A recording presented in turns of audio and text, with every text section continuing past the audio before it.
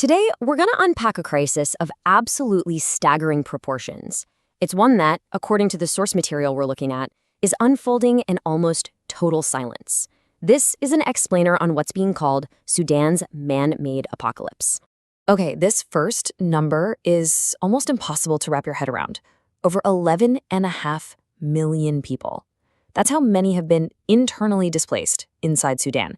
We're not just talking about a statistic here. That's more than the entire population of Sweden, all forced from their homes. It's created what is now, without a doubt, the largest displacement crisis on the entire planet. And believe it or not, the devastation doesn't stop there. This number, 25 million people, that's half of Sudan's population. And they are now facing acute, life-threatening hunger. It's spiraled into the world's largest hunger crisis. A catastrophe that's just happening while, as the source points out, much of the world is looking the other way. And this line right here, this really gets to the heart of the argument in the source material. We are witnessing the world's largest humanitarian catastrophe, and it's happening in this vacuum of global attention. It's like a scream in the dark that, according to the authors, almost no one is hearing. So this first section is really going to lay the groundwork for that argument. We'll look at the devastating numbers and the sheer brutality of the violence that really defines this ignored apocalypse. Yeah, this table just breaks down the sheer scale of the collapse. We've already mentioned the world's largest displacement and hunger crises, but just look at the impact on the kids. 14 million children are in desperate need of aid, and an unbelievable 19 million are out of school.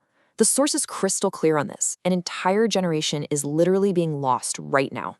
So who's fighting? The conflict is between two main groups, the official Sudanese armed forces, known as the SAF, and the paramilitary group, the Rapid Support Forces, or the RSF. And the source highlights a level of depravity that is just hard to stomach. Since April 2023, there have been 192 times verified attacks on healthcare. Hospitals, places of healing, are being systematically targeted. For instance, a drone strike hit Dilling Hospital. And this also points to this escalating international dimension. The Sudanese government is accusing its neighbor, Ethiopia, of launching these drones, a claim, by the way, that Ethiopia denies. But here's the thing. This isn't just some political power struggle. The source material argues that, at its very core, this is a resource war. It's a conflict being bankrolled by one of the world's most precious metals, gold. Now, to really understand the RSF, you have to look back. The source explains that they're basically the rebranded version of the Janjaweed. And that name might sound familiar. They were known as the Devils on Horseback, the militia responsible for the first genocide of the 21st century in Darfur, which brutally targeted non-Arab ethnic groups. This quote from the source is just absolutely chilling because it connects the past directly to what's happening right now. The exact same men who were called genociders 2 decades ago have just changed their name to the RSF. And now, they're the de facto rulers of that very same region, using the exact same brutal tactics. And this brings us to what the source says is the real reason for all this. The violence, the displacement, the hunger, it's not driven by some grand political ideology. No, as the source puts it, it's an engine for systematic looting, designed for one thing, to strip the country of its wealth. And the grand prize is gold. The RSF reportedly controls nearly 90% of Sudan's entire gold production. This isn't just about wealth, it's the power source for the entire war.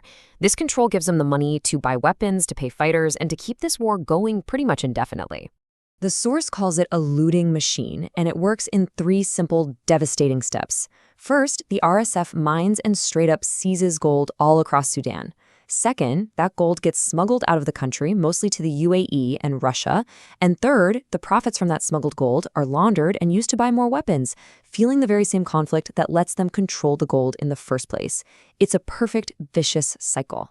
So if the scale of the horror is so clear and the mechanics of the war are so transparent, why the global silence? I mean, that's the big question, right? This next part of our explainer digs into the source material's theories on what it calls the global bystander effect. The source first looks at social psychology, and it brings up the bystander effect. You've probably heard of this phenomenon. The more people who see an emergency, the less likely any single person is to help. The argument here is that we're seeing a global version of this play out. Because everyone is watching Sudan, nobody feels that personal responsibility to actually do something. And there's a second psychological hurdle the source points to: compassion fatigue. The idea is that this constant, almost formulaic media coverage of disasters, the endless images of starving children, it eventually just numbs us. The scale of the suffering gets so big that our brains can't really process it, and so we emotionally check out as a kind of defense mechanism. But the analysis in the source material doesn't just stop with psychology.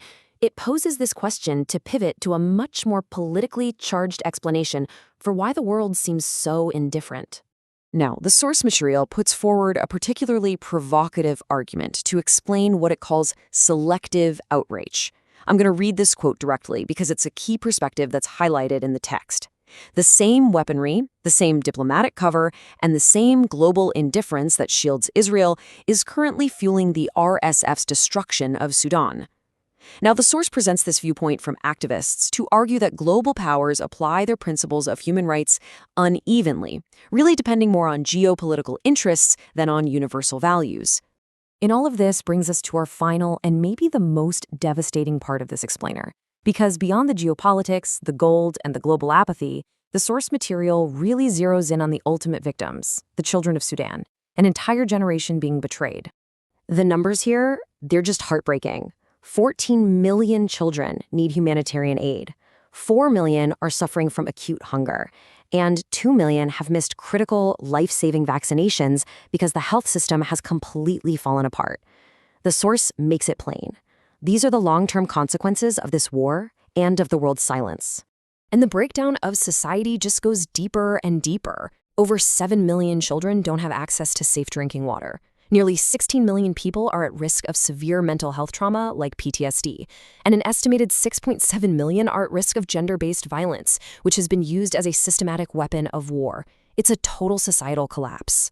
So let's be absolutely clear about something the source hammers home again and again. The mass starvation that's sweeping across Sudan is not a natural disaster. It isn't a drought or a crop failure.